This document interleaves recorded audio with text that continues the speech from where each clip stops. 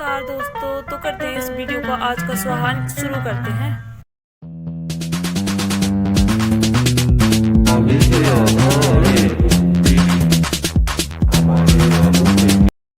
क्या आप भूतों पर विश्वास करते हैं कि वो होते हैं या नहीं?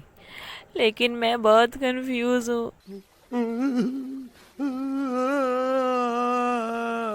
क्योंकि जो मेरे साथ हुआ है उससे मैं डिसाइड नहीं कर पा रही हूँ कि मैं हाँ करूँ कि ना। तो गाइस, एक कहानी है आज से 4 साल पुरानी, जब कोरोना काल का टाइम था। ये तो लेटेस्ट न्यूज़ है। तब मैं 8th क्लास में पढ़ती थी और लॉकडाउन ऑलमोस्ट खुल गया था।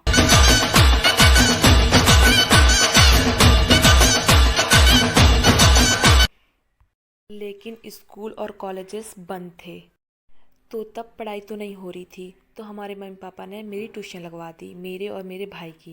तो मेरे घर से काफ़ी दूर था हमारा ट्यूशन, और मुझे दोपहर में जाना पड़ता था ट्यूशन। और जहाँ पर मैं ट्यूशन पढ़ती थी उसके जस्ट सामने एक पार्क था, और पार्क के कॉर्नर में एक बिजली घर था। तो हम वहीं पर ट्यूशन पढ़ने जाते थे, उस बिजली घर के सामने वाले घर में।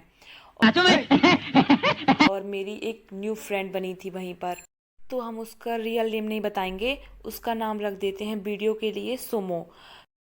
तो सोमो की एक और फ्रेंड थी बचपन की, जब वो मुझसे नहीं मिली थी, तो हम उसका नाम रख देते हैं पप्पी। तो जो सोमो की बचपन की फ्रेंड थी पप्पी, तो पप्पी की डेथ हो गई थी बचपन में जब वो छोटी थी, उस बिजली घर के सामने। तो लोग ऐसा बताते थे कि उसके सिर में दर्द होता था, इस वजह से उसकी डेथ हुई थी। तो मैं जाती थी ट्यूशन पढ़ने, और उसकी फ्रेंड मेरी फ्रेंड बन गई थी, सोमो। और सोमो और पप्पी बहुत क्लोज फ्रेंड थे, बचपन के बेस्ट फ्रेंड। चल बस, रुलाएगा क्या? और सोमो मेरी फ्रेंड बन गई थी, आई मीन हम अच्छे दोस्त बन गए थे। फिर आता है वो काला दिन, जिस दिन मैं नहा धो के तैयार होके दोपहर में जा रही थी ट्यूशन। मैंने देखा कि वो रास्ता सुनसान है।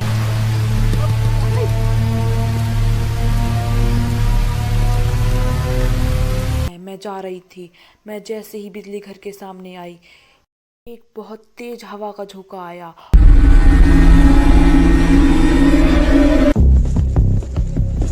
और मुझे बहुत ही बुरा फील हुआ।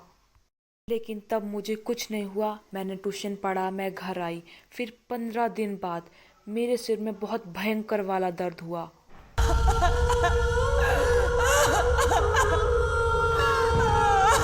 तो सबको लगा कि नॉर्मली हेडेक है, तो मेरी मम्मी ने मुझे मेडिसिन दे दी।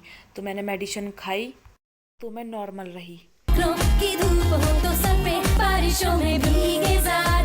फिर जैसे ही मेडिसिन का असर ख़त्म हुआ, वैसे ही मुझे सिर में दोबारा दर्द हो गया, बहुत तेज़ सिर में दर्द हुआ। फिर मुझे पापा हॉस्पिटल लेके गए, तब मेरा चेकअप हुआ। तो डॉक्टर ने मुझे फिर से मेडिसिन दी, मैंने फिर मेडिसिन खाई। जब मैं मेडिसिन खाती थी तब तो मैं नॉर्मल रहती थी। जैसे ही मेडिसिन का असर ख़त्म हुआ, वैसे ही मेरे सिर में बहुत तेज़ के दर्द होता था, बहुत ज़ोर से दर्द होता था। तो मेरा सिर का दर्द ठीक नहीं हुआ। तो फिर पापा मुझे एक बड़े हॉस्पिटल में, एक अच्छे हॉस्पिटल में लेके गए। वहाँ पर मेरा सीटी स्कैन हुआ। जब मेरी सीटी स्कैन की रिपोर्ट्स आईं, वो सारी नॉर्मल आई, सब कुछ ठीक आया।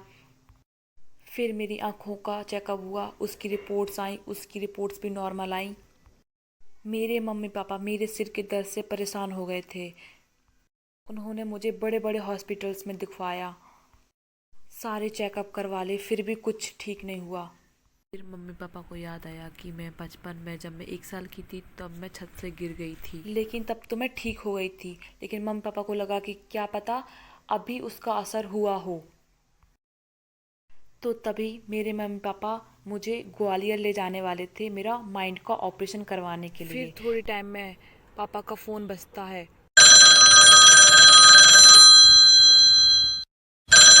टेंट्रेंट टेंट्रेंट, और वो कॉल आया हुआ था मेरी मासी का।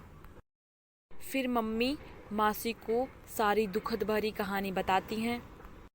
तो फिर मासी ने बताया कि यहाँ पर एक बाबा जी रहते हैं, बहुत पहुँचे हुए बाबा जी हैं, यहाँ आकर एक बार ट्राई कर लो, अगर ठीक हो जाए तो ठीक है। फिर क्या था, फिर मम्मी पापा ने सोचा और एक ऑटो बुक करी। फिर हम सब लोग गए वहाँ पे।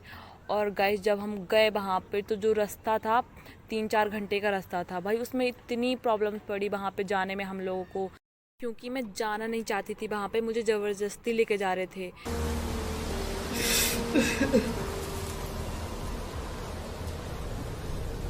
इस वजह से बहुत सारी दिक्कतें आईं, और जो रास्ते पे लाइट्स लगी होती है ना, उसकी वजह से मुझे ज़्यादा दिक्कत पड़ी, क्योंकि उसकी रोशनी मुझे चुभती थी मेरी आंखों में। जो मेरे अंदर जो प्रीत था, जो भी था, उसको प्रॉब्लम होती थी उससे, इसलिए बहुत ज़्यादा दिक्कत पड़ी जाने में। फाइनली फिर हम पहुंच गए वहाँ पर।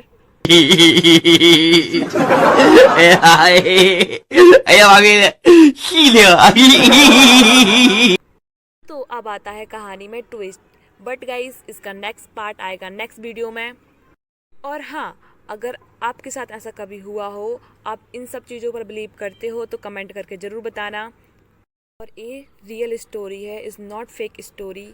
लिटरली गाइस, सच में मेरे साथ ऐसा हुआ था। तो गाइस वीडियो पसंद आए तो लाइक कर देना, चैनल पर नए हो सब्सक्राइब कर देना। Thanks for watching.